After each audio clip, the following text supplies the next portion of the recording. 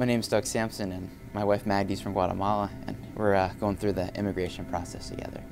I decided to go to Costa Rica to work. I started working in volunteer programs, and Magdie was working in Guatemala, their office there. We started talking through work, and everybody in Costa Rica at some point knew that he liked me.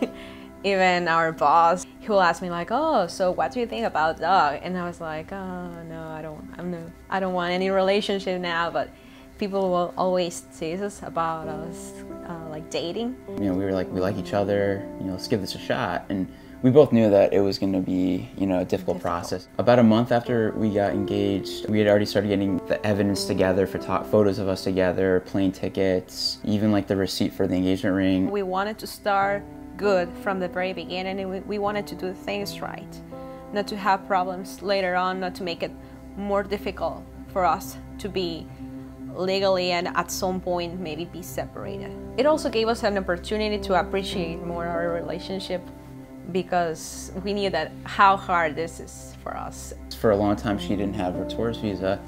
It was me going down to see her, and so it would be like 3-4 months at a time we wouldn't see each other. It's really trying and taxing. And I know that the majority of people who have come here from Latin America, maybe they have come in circumstances that are not the best. But at the same time, I'm like, oh, that's not a little, it's not that fair for us, because we have spent so much effort, time. We're worried that with all the potential Senate bill coming into play, those 11 million people will enter the process, and it doesn't sound like politicians have taken into account the current backlog in visas already in place.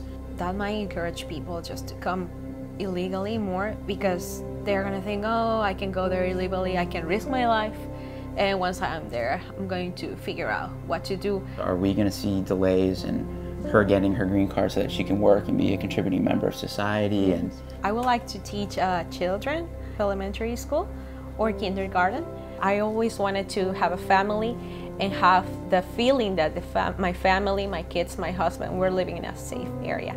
And no matter how much I love Guatemala, but I can tell that it is a lot safer here and there are more opportunities.